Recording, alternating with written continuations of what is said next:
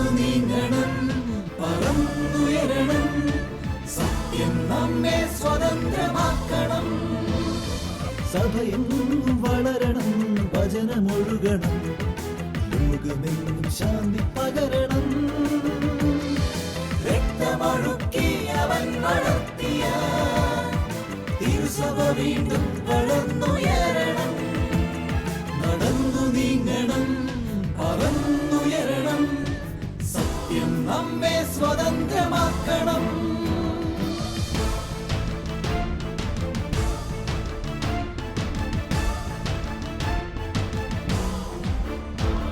നടന്നു നീങ്ങണം, ഏറ്റെടുക്കണം, നിറമണിഞ്ഞ ഈ കാലടിപ്പാടുകൾ.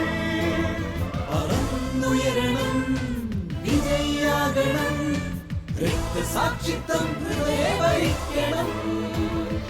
രക്തമൊഴുക്കി അവൻ വളർത്തിയ തിരുസഭ വീണ്ടും വളർന്നുയരണം. രക്തമൊഴുക്കി അവൻ വളർത്തിയ തിരുസഭ വീണ്ടും വളർന്നുയരണം. തിരുസഭ വീണ്ടും വളർന്നുയരണം. നിണമണിഞ്ഞ കാൽപ്പാടുകൾ എന്ന എപ്പിസോഡിലേക്ക് ശാലോം പ്രേക്ഷകർക്കെല്ലാം സ്വാഗതം.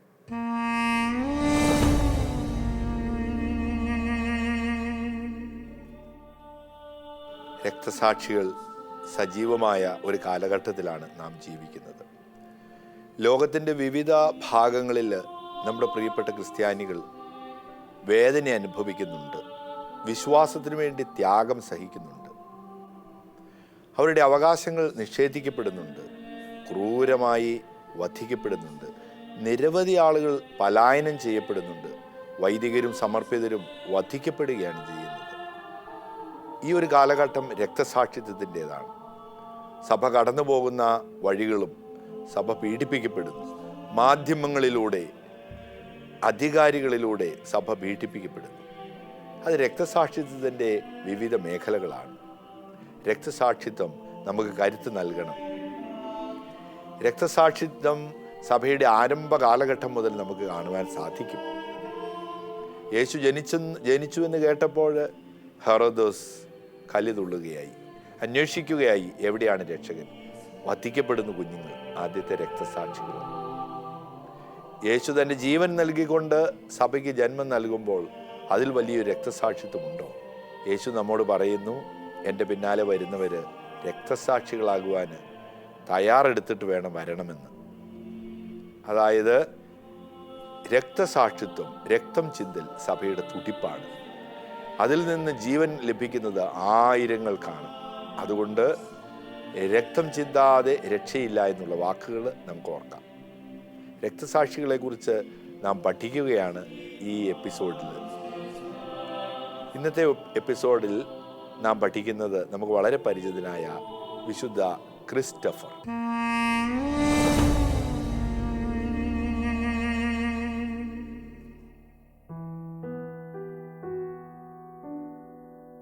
വിശുദ്ധ ക്രിസ്റ്റഫർ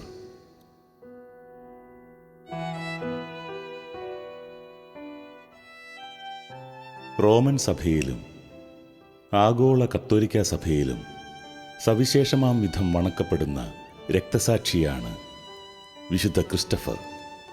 ജ്ഞാനസ്നാനം സ്വീകരിച്ച് ക്രിസ്ത്യാനിയായി തീരും വരെ റേപ്രോബൂസ് എന്നായിരുന്നു ക്രിസ്റ്റഫറിൻ്റെ പേര്. ബലിഷ്ഠമായ ശരീരവും ഭീകരമായ മുഖഭാവവുമുള്ള ആജാനബാഹുവായിരുന്ന ക്രിസ്റ്റഫർ കാനാങ്കാരനായ വിജാതീയനായിരുന്നു. അത്യുന്നത ശക്തിയെ അന്വേഷിച്ച് നടന്ന വിശുദ്ധ ക്രിസ്റ്റഫറിന് കുഞ്ഞിൻ്റെ രൂപത്തിൽ ക്രിസ്തു പ്രത്യക്ഷപ്പെടുകയും തുടർന്ന് വിശുദ്ധൻ്റെ ജീവിതത്തിൽ ആത്മീയ പരിവർത്തനം സംഭവിക്കുകയുമാണുണ്ടായത്. യാത്രയിൽ പ്രത്യേകമായിട്ട് യാത്ര ആരംഭിക്കുമ്പോൾ വിശുദ്ധ ക്രിസ്റ്റഫറെ ഞങ്ങൾക്ക് വേണ്ടി അപേക്ഷിക്കണമെന്ന് ചൊല്ലാത്തവരുണ്ടോ നിങ്ങൾ? ഇല്ലെങ്കിൽ ഇന്ന് തന്നെ ആരംഭിക്കണം. യാത്രയിൽ എപ്പോഴും കാത്തു പരിപാലിക്കുന്നതാണ്. അവിവാഹിതരായിട്ടുള്ളവർ, അപസ്മാര രോഗികൾ, അസുഖമുള്ള കുട്ടികൾ, ഇങ്ങനെയുള്ളവരൊക്കെ വിശുദ്ധ ക്രിസ്റ്റഫറിനോടാണ് പ്രാർത്ഥിക്കുന്നത്. അതുകൊണ്ട് വിശുദ്ധ ക്രിസ്റ്റഫർ നമുക്ക് വളരെ പരിചയമുണ്ട്. തോളിൽ ഉണ്ണിയേശുവിനെ എടുത്ത് നടന്നു നീങ്ങുന്ന ഒരു വിശുദ്ധൻ്റെ ചിത്രം കാണാത്തവർ വളരെ കുറവാണ്. നമ്മുടെ വാഹനങ്ങളിലൊക്കെ ചിലത് സൂക്ഷിക്കുന്നുണ്ട്. ആ വിശുദ്ധ ക്രിസ്റ്റഫറെ കുറിച്ചാണ് നാം പഠിക്കുക. 3-ാം നൂറ്റാണ്ടിൻ്റെ ഏകദേശം പകുതി ഭാഗമാകുമ്പോൾ AD 250 കാനാൻ എന്ന ദേശത്താണ് വിശുദ്ധ ക്രിസ്റ്റഫർ ജീവിച്ചിരുന്നത്. അദ്ദേഹം ക്രിസ്ത്യാനിയാവുമ്പോഴാണ് ക്രിസ്റ്റഫർ എന്ന പേര് സ്വീകരിക്കുന്നത്. ക്രിസ്റ്റഫർ ഇപ്രകാരം പറയുന്നുണ്ട്: ഞാൻ ഈ പേര് സ്വീകരിച്ചതിന് കാരണം ഞാൻ എപ്പോഴും ക്രിസ്തുവിനെ വഹിക്കുക. ഒന്ന്, ഞാൻ എൻ്റെ തോളിൽ ക്രിസ്തുവിനെ വഹിച്ചിട്ടുണ്ട്. 2, ഞാൻ എൻ്റെ ഹൃദയത്തിൽ എപ്പോഴും ക്രിസ്തുവിനെ വഹിക്കുന്നു. 3, എൻ്റെ ശരീരത്തിലെ പീഡകളിലൂടെ ക്രിസ്തുവിൻ്റെ പീഡകൾ ഞാൻ ഏറ്റെടുക്കുന്നു. 4, ഞാൻ ക്രിസ്തുവിന് വേണ്ടി സഹിക്കുവാൻ ആഗ്രഹിക്കുന്നു. എൻ്റെ സുവിശേഷ പ്രഘോഷണത്തിലൂടെ ഞാൻ ക്രിസ്തുവിൻ വാഹകനായിത്തീരും. ഇങ്ങനെ 4 മേഖലകളിൽ ഞാൻ ക്രിസ്തുവാഹകനാണ്. എത്രയോ നല്ലതാണല്ലേ? വിശുദ്ധ ക്രിസ്റ്റഫർ പറയുകയാണ്, ഒന്ന്, ഞാൻ എൻ്റെ ക്രിസ്തുവിനെ എൻ്റെ തോളിൽ വഹിച്ചിട്ടുണ്ട്. നമുക്ക് ഉണ്ണിയേശുവിനെ തോളിൽ എടുക്കാം ഈ ക്രിസ്മസ് കാലഘട്ടത്തിൽ. എൻ്റെ ഹൃദയത്തിൽ എപ്പോഴും യേശുവുണ്ട്, യേശുവിനെ വഹിക്കുക. നമുക്കും ഹൃദയത്തിൽ യേശുവിനെ വഹിക്കാം. അവിടുത്തെ മുറിപ്പാടുകളോട് ഞാൻ ചേരുകയാണ്. നമ്മുടെ കൊച്ചു കൊച്ചു സഹനങ്ങളിൽ ചേരുമ്പോൾ യേശുവിനെ നാം വഹിക്കുകയാണ്. എൻ്റെ അധരത്തിലൂടെ ഞാൻ സുവിശേഷം പ്രഘോഷിക്കുകയാണ്. നമുക്ക് സുവിശേഷം പ്രഘോഷിക്കാം. അങ്ങനെ ക്രിസ്തുവാഹകരാകാം. നമുക്ക് അദ്ദേഹം വിശുദ്ധ ക്രിസ്റ്റഫർ അജാനബാഹുവായിരുന്നു, വിജാതീയനായിരുന്നു, വിശ്വാസമൊന്നും ഉണ്ടായിരുന്നില്ല. അതുകൊണ്ട് അദ്ദേഹത്തിനൊരു താല്പര്യം രാജകൊട്ടാരത്തിൽ രാജാവിനെ സേവിക്കണം.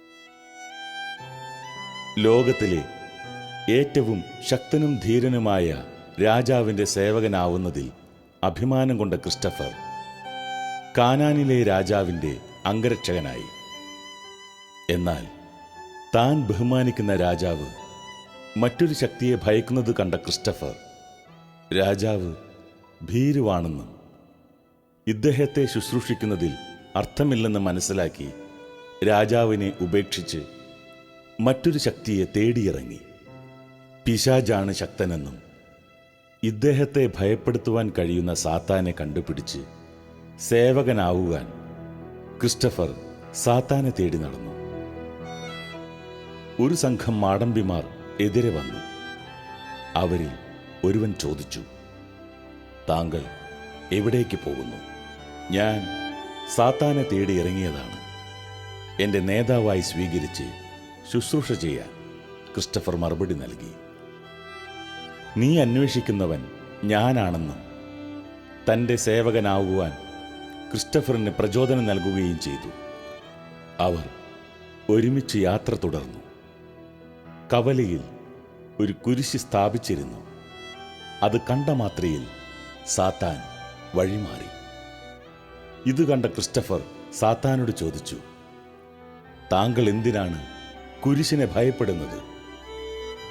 സാത്താൻ മറുപടി നൽകിയില്ലെങ്കിലും ക്രിസ്തുവിൻ്റെ ചിഹ്നമായ കുരിശിനെ ഭയക്കുന്നുവെന്നും സാത്താനേക്കാൾ ശക്തനായവൻ ഉണ്ടെന്നും മനസ്സിലാക്കി കുരിശിൻ്റെ അധിപനെ ശുശ്രൂഷിക്കുവാൻ ക്രിസ്റ്റഫർ യാത്രയാവുകയും ചെയ്തു. ഇപ്പം കാനാൻ പ്രദേശത്തെ രാജാവിനെ സേവിക്കുവാൻ ചെന്നു. പക്ഷെ അവിടെ അദ്ദേഹം ഭയമുള്ളൊരു രാജാവായിട്ട് തോന്നി. അദ്ദേഹം വിചാരിച്ചു, ഏറ്റവും ശക്തനായ ഒരു രാജാവിനെ കണ്ടെത്തി അദ്ദേഹത്തോടൊപ്പം സേവനം ചെയ്യണം. നല്ല തടിമിടുക്കുള്ള ആളാണല്ലോ. അങ്ങനെ ഒരു ശക്തനായ രാജാവിനെ കണ്ടെത്തി തൊട്ടടുത്ത് തന്നെ അദ്ദേഹത്തോടു കൂടി സേവനം ആരംഭിച്ചു. എന്നാൽ ഒരു ദിവസം ഒരു പടയാളി ഒരു പാട്ട് പാടിക്കൊണ്ട് വരുമ്പോൾ, അത് പിശാചിൻ്റെ പേരുള്ളൊരു പാട്ട്, അത് പാടിക്കൊണ്ട് വരുമ്പോൾ ഉടൻ തന്നെ ഈ രാജാവ് കുരിശ് വരച്ചു. അപ്പോൾ ക്രിസ്റ്റഫർ ചോദിച്ചു, നിങ്ങളെന്തിനാ കുരിശ് വരച്ചത്? അവൻ പിശാചിൻ്റെ പാട്ട് പാടിക്കൊണ്ടാണ് വരുന്നത്. അപ്പോൾ ക്രിസ്റ്റഫറിന് മനസ്സിലായി ഈ രാജാവിന് പിശാചിനെ പേടിയുണ്ട്. അപ്പോൾ യഥാർത്ഥ ശക്തിയുള്ള ആളാരാണ്? പിശാചാണ്. ഉടനെ പിശാചിനെ അന്വേഷിച്ച് അദ്ദേഹം ആ രാജകൊട്ടാരം വിട്ടിറങ്ങി. അങ്ങനെ യാത്ര ചെയ്യുമ്പോൾ കുലീനരായ 3-4 പേര് വരുന്നത് കണ്ടു. അവരോട് സംസാരിച്ചു, നീ എവിടെ പോകുന്നു? ഞാൻ പിശാചിനെ സേവിക്കുവാൻ പോകുന്നു. അപ്പോൾ അവർ പറഞ്ഞു, ഞങ്ങളാണ് പിശാചുക്കൾ, നീ ഞങ്ങളുടെ കൂടെ വരിക. അപ്പോൾ അവരുടെ കൂടെ ക്രിസ്റ്റഫർ യാത്രയായി. കുറച്ച് ദൂരം അങ്ങ് യാത്രയായി നടക്കുമ്പോൾ പെട്ടെന്ന് എന്തോ കണ്ടാൽ ഭയപ്പെട്ടതുപോലെ പിശാചുക്കൾ ഇവർ വഴി മാറിപ്പോകുന്നുണ്ട്. അപ്പോൾ ചോദിച്ചു, നിങ്ങൾ എന്തുതന്നെയാണ് ഭയപ്പെട്ട് മാറിപ്പോയതുപോലെ തോന്നി? കുരിശ് നിൽക്കുന്നത് കണ്ടില്ലേ? കുരിശിനെ ഞങ്ങൾക്ക് ഭയമാണ്, പിശാചുക്കൾ പറഞ്ഞു. ഉടൻ തന്നെ ക്രിസ്റ്റഫർ വിചാരിച്ചു, ഈ പിശാചിനേക്കാൾ ശക്തിയുള്ളവരുണ്ട്, കുരിശ്. അവൾ കുരിശ് അന്വേഷിക്കണം. അങ്ങനെ അദ്ദേഹം വീണ്ടും യാത്ര ചെയ്ത് ഒരു താപസൻ്റെ അടുത്തെത്തി. താപസൻ്റെ കൂടെ ഒരുമിച്ച് ചേർന്നു. അദ്ദേഹം ഒരുമിച്ച് ചേർന്നപ്പോൾ അദ്ദേഹം പ്രത്യേകമായിട്ട് അവിടെ താപസനിൽ നിന്ന് ഈശോയെക്കുറിച്ച് പഠിച്ചു. അദ്ദേഹം തൻ്റെ പേര് ക്രിസ്റ്റഫർ എന്നാക്കി. ക്രിസ്തുവിൻ്റെ സ്നേഹത്തിൻ്റെ വഴിയിൽ സഞ്ചരിക്കുവാൻ അദ്ദേഹം തീരുമാനിച്ചു. അദ്ദേഹം പറഞ്ഞു, എനിക്ക് ക്രിസ്തുവിനോടൊപ്പം ജീവിക്കണം. അപ്പോൾ പറഞ്ഞു, നിനക്ക് നന്നായിട്ട് പഠിച്ചിട്ട് നിനക്ക് സുവിശേഷം പ്രസംഗിക്കാം. അദ്ദേഹം പറഞ്ഞു, എനിക്ക് പഠിക്കാനൊന്നും കഴിയുകയില്ല. പല നിർദ്ദേശങ്ങളും അദ്ദേഹം നൽകിയെങ്കിലും ക്രിസ്റ്റഫർ അതൊന്നും അതിനൊന്നും എനിക്ക് കഴിവില്ല എന്ന് പറഞ്ഞു. എങ്കിലും ഒരു കാര്യം ചെയ്യുക, ഈ തൊട്ട് പുഴയുടെ അടുത്ത് നിൽക്കുക. ഈ പുഴ കടക്കുന്നതിന് വേണ്ടിയിട്ട് പലരും വരും. പലർക്കും അക്കരെ കടക്കുവാൻ കഴിവില്ലാതെ വരുമ്പോൾ നിനക്ക് അവരെ സഹായിക്കുവാൻ സാധിക്കും വിവിധ രീതിയിൽ. അങ്ങനെ പുഴയുടെ തീരത്ത് ഒരു കുടില് കെട്ടി ക്രിസ്റ്റഫർ താമസിച്ചു. പുഴ കടക്കാനാകാതെ വിഷമിക്കുന്ന കുട്ടികളും സ്ത്രീകളും വൃദ്ധരായിട്ടുള്ളവരെല്ലാം പുഴ കടക്കാൻ ക്രിസ്റ്റഫർ സഹായിക്കുവാൻ തുടങ്ങി. അപ്പോൾ അതൊരു വലിയ നല്ല ജോലി. അങ്ങനെ ഒരു ദിവസം വൈകുന്നേരം ആളുകളെല്ലാം പോയി കഴിഞ്ഞ് വിശ്രമിക്കാം എന്ന് കരുതുമ്പോൾ, ക്രിസ്റ്റഫർ എന്നെ സഹായിക്കൂ, ഒരു കൊച്ചുകുട്ടിയുടെ ശബ്ദം. ക്രിസ്റ്റഫർ പുറത്തു വന്ന് നോക്കി, കണ്ടില്ല. വീണ്ടും ശബ്ദം, ക്രിസ്റ്റഫർ എന്നെ സഹായിക്കൂ. വീണ്ടും പുറത്തു വന്നെങ്കിലും കണ്ടില്ല. മൂന്നാമത് പ്രാവശ്യം പുറത്തു വരുമ്പോൾ ഒരു കൊച്ചുകുട്ടി നിൽക്കുന്നത് കണ്ടു. ആ കൊച്ചുകുട്ടിയെ തോളിലേറ്റി. ആ തോളിലേറ്റിയതിന് ശേഷം പിന്നീട് പുഴയിലേക്ക് ഇറങ്ങി, എന്നെ അക്കരെ കടത്തു. പുഴയിലേക്ക് ഇറങ്ങിയപ്പോഴേക്കും വെള്ളം വളരെയധികം വർദ്ധിക്കുവാൻ തുടങ്ങി. വർദ്ധിച്ച് അരയ്ക്കൊപ്പമായി. കുട്ടിയിരിക്കുന്ന അവിടെ വരെ വെള്ളം, കഴുത്തോളം വെള്ളം നിറഞ്ഞു. അങ്ങനെ ഒരു വിധത്തിൽ പുഴയുടെ അക്കരെ കുട്ടിയെ എത്തിച്ചു. കുട്ടിയോട് പറഞ്ഞു, ഓ, നീ എന്നെ വിഷമിപ്പിച്ച് കളഞ്ഞല്ലോ. ഇത്രയും വിഷമം എനിക്ക് ആരെയും രക്ഷിക്കുന്നതിന് വേണ്ടി, സഹായിക്കുന്നതിന് വേണ്ടി ഉണ്ടായിട്ടില്ല. അപ്പോൾ ക്രിസ്റ്റഫറോട് ഈശോ പറഞ്ഞു, അത് ഉണ്ണീശോയായിരുന്നു ആ കുഞ്ഞ്. ഞാൻ ക്രിസ്തുവാകുന്നു. നീ അന്വേഷിക്കുന്ന ക്രിസ്തു ഞാനാണ്. നീ എന്നെ എന്നും വഹിക്കുക. ക്രിസ്റ്റഫറിന് വലിയ സന്തോഷമായി. അദ്ദേഹത്തിന് ക്രിസ്തുവിനെ കണ്ടറിഞ്ഞു. ഇനി ക്രിസ്തുവിനെ പ്രഘോഷിക്കാം എന്ന് അദ്ദേഹം ആഗ്രഹിക്കുകയാണ്. കുഞ്ഞായി വന്ന യേശു ക്രിസ്തുവിനെ പുഴ കടത്തിയ ക്രിസ്റ്റഫറിന് തൻ്റെ ശുശ്രൂഷ ഫലമായി ഒരു ദണ്ട് അടയാളമായി നൽകി. വീട്ടിലെത്തി ക്രിസ്റ്റഫർ ദണ്ട് കുഴിച്ചിടുകയും പിറ്റേ ദിവസം അത് ഈന്തപ്പനയായി വളരുകയും ചെയ്തു. നിറയെ പുഷ്പങ്ങളും ഈന്തപ്പഴവും അതിൽ കായ്ച്ചു നിന്നു.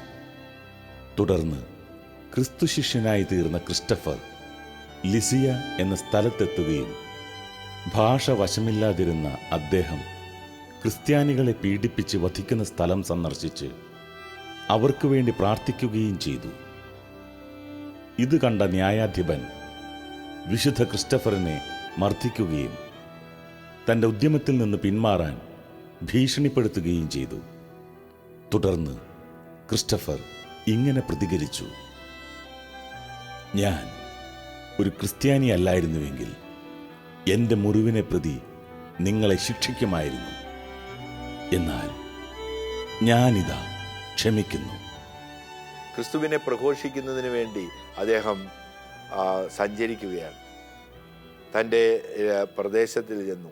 അവിടെ പ്രത്യേകമായിട്ട് തൻ്റെ കയ്യിലുണ്ടായിരുന്ന വടി അവിടുത്തെ ദൈവത്തിൻ്റെ നിർദ്ദേശമനുസരിച്ച് അവിടെ കുത്തി നിർത്തിയപ്പോൾ അത് പുഷ്പിക്കുന്നത് കാണുവാൻ സാധിച്ചു. അപ്പോൾ ഇത് കണ്ട ആളുകൾക്കെല്ലാം അത്ഭുതം. ആയിരക്കണക്കിന് ആളുകൾക്ക് മാനസാന്തരമുണ്ടായി. ക്രിസ്റ്റഫർ തൻ്റെ വടി നിലത്ത് കുത്തുമ്പോൾ അത് പുഷ്പിക്കുന്നു. ആ അത്ഭുതം കണ്ടിട്ട് ക്രിസ്തുവിൽ വിശ്വസിക്കുവാൻ സാധിച്ചു. ധാരാളം ആളുകളെ മാനസാന്തരപ്പെടുത്തി. ഈ വിവരമറിഞ്ഞ രാജാവ് ക്രിസ്റ്റഫറെ പിടിച്ചുകൊണ്ടുവരുവാൻ വേണ്ടി ആളയച്ചു. എന്നാൽ ക്രിസ്റ്റഫറെ പിടിച്ചുകൊണ്ട് ആളയച്ച് അവർ ക്രിസ്റ്റഫറിനെ അന്വേഷിച്ച് വരുമ്പോൾ ക്രിസ്റ്റഫർ പ്രാർത്ഥനയിലാണ്.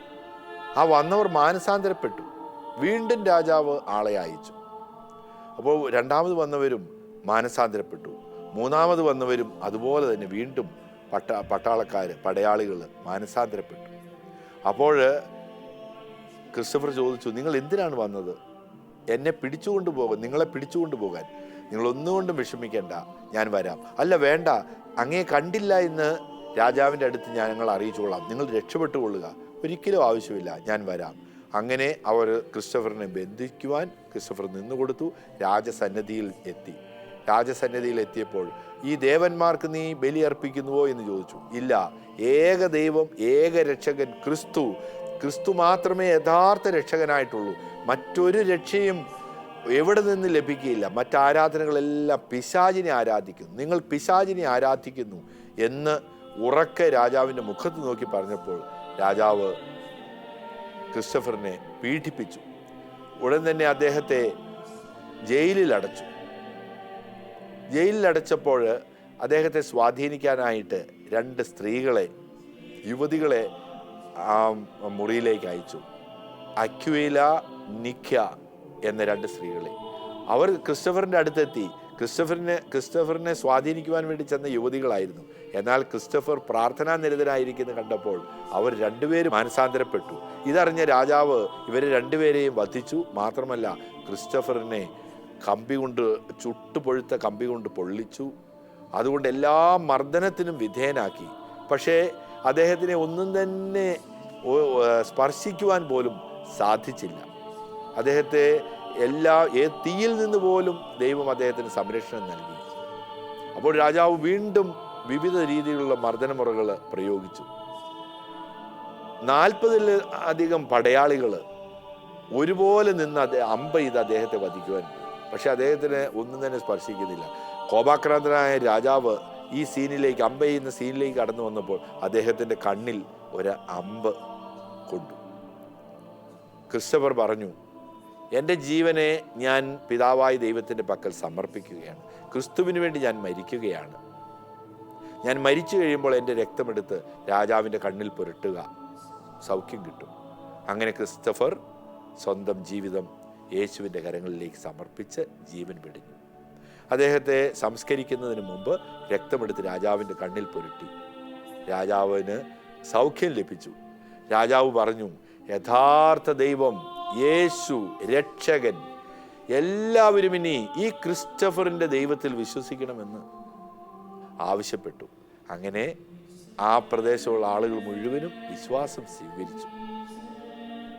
ക്രിസ്റ്റഫർ വിശുദ്ധനായിട്ട് അറിയപ്പെടുകയാണ്. പ്രിയപ്പെട്ടവരെ, അദ്ദേഹം രക്തസാക്ഷിയായി തീർന്നു ക്രിസ്തുവിന് വേണ്ടി. ക്രിസ്തുവാഹകൻ. നാം ഓരോരുത്തരും ക്രിസ്തുവാഹകനാണ്. ക്രിസ്തു ജനിക്കുന്ന യേശുവിൻ്റെ ക്രിസ്മസിന് വേണ്ടി നാം ഒരുങ്ങുമ്പോൾ നമുക്ക് ക്രിസ്തുവാഹകരാകാം. അദ്ദേഹം സൂചിപ്പിച്ചതുപോലെ നമ്മുടെ തോളിൽ ക്രിസ്തു ഉണ്ടായിരിക്കട്ടെ, ഉണ്ണിയേശു ഉണ്ടായിരിക്കട്ടെ. ഹൃദയത്തിൽ ഓരോ നിമിഷവും ഉണ്ണിയേശുവിനെ നമുക്ക് വഹിക്കാം. നമ്മുടെ അധരങ്ങളിൽ സുവിശേഷം നമുക്ക് പ്രഘോഷിക്കാം. നമ്മുടെ കഷ്ടപ്പാടുകളിൽ ക്രിസ്തുവിനെ നമുക്ക് ഏറ്റെടുക്കാം. രക്തസാക്ഷിത്വം ഒരിക്കലും നഷ്ടമല്ല, നേട്ടമാണ്. അതാണ് നമുക്ക് ശക്തി നൽകുന്നത്. നമുക്ക് ധീരതയോടുകൂടി ക്രിസ്തുവിൻ്റെ ജീവിതത്തെ പിൻചൊല്ലാം. ക്രിസ്തുവിന് വേണ്ടിയിട്ട് നമുക്ക് രക്തസാക്ഷികളാകാം. നമുക്ക് ഈ നോമ്പ് കാലത്ത്, ഈ ക്രിസ്മസ് കാലത്ത് കൊച്ചു കൊച്ചു ത്യാഗങ്ങൾ ചെയ്ത് അവിടുത്തെ രക്തസാക്ഷ്യത്തിൽ നമുക്ക് പങ്കുകാരാകാം. അത് സഭയ്ക്ക് ശക്തി നൽകും, കരുത്ത് നൽകും. നമുക്ക് ധീരതയോടുകൂടി ആയിരിക്കാം. രക്തസാക്ഷികളുടെ ചുടുനിണം നമുക്ക് അനുഗ്രഹം കൊണ്ടുവരട്ടെ. നമുക്ക് പ്രാർത്ഥിക്കാം. വിശുദ്ധ ക്രിസ്റ്റഫറെ, ഞങ്ങളുടെ ആത്മീയ യാത്രയിൽ, ഞങ്ങളുടെ ഈ തീർത്ഥയാത്രയിൽ അങ്ങ് ഞങ്ങളുടെ കൂടെ ഉണ്ടായിരിക്കണമേ. ഞങ്ങൾക്ക് വഴി തെറ്റും, യഥാർത്ഥ വഴി കാണിച്ചു തരണമേ. ഞങ്ങൾക്ക് വലിയ നിറഞ്ഞു കവിഞ്ഞൊഴുകുന്ന പുഴകൾ, ഞങ്ങളിൽ പ്രതിസന്ധികൾ വരും. അങ്ങ് ഞങ്ങളെ അക്കരയ്ക്ക് കടത്തിവിടണമേ. ഞങ്ങളെയും തോളിൽ വഹിക്കണമേ. ഞങ്ങളുടെ കൂടെ എപ്പോഴും ഉണ്ടായിരിക്കണമേ. ഞങ്ങളെ മറന്നു കളയരുതേ. വിശുദ്ധ ക്രിസ്റ്റഫറിനെ പോലെ നമുക്കും ക്രിസ്തുവിനെ നമുക്ക് വഹിക്കാം. രക്തസാക്ഷിത്വം നമ്മുടെ ഹൃദയത്തിൽ നമുക്ക് സ്വന്തമാക്കാം. നമുക്കും അവനോടൊപ്പം യാത്ര ചെയ്യാം. എല്ലാ കൃപയും അനുഗ്രഹവും ലഭിക്കുന്നതിന് വേണ്ടി വിശുദ്ധ ക്രിസ്റ്റഫറിൻ്റെ മാധ്യസ്ഥം നമുക്ക് യാചിക്കാം. എന്നെ ശ്രവിച്ചുകൊണ്ടിരിക്കുന്ന ശാലോം കുടുംബത്തിലെ എല്ലാ പ്രേക്ഷകർക്കും ദൈവത്തിൻ്റെ അനുഗ്രഹവും കൃപയും ധാരാളമായി ലഭിക്കട്ടെ. ദൈവം നിങ്ങളെല്ലാവരോടും കൂടി ഉണ്ടായിരിക്കട്ടെ. അവിടുത്തെ നാമത്തിന് മഹത്വം ഉണ്ടാകട്ടെ. രക്തസാക്ഷിത്വം ക്രിസ്തുമാർഗ ചരിച്ചോരനേക നിണമണിഞ്ഞ കാലടി പാടുകൾ നൽകി നമുക്കായോ ദർശനം. രക്തമൊഴുക്കിയ കാലടിപ്പാടുകൾ പകർന്നു ലോകത്തിൽ മാതൃക. രക്തമൊഴുക്കിയ കാലടിപ്പാടുകൾ പകർന്നു ലോകത്തിൽ മാതൃക. നടന്നു നീങ്ങണം, ഏറ്റെടുക്കണം നിറമണിഞ്ഞ ഈ കാലടിപ്പാടുകൾ. പറന്നുയരണം, വിജയിയാകണം, രക്തസാക്ഷിത്വം ഹൃദയവരിക്കണം.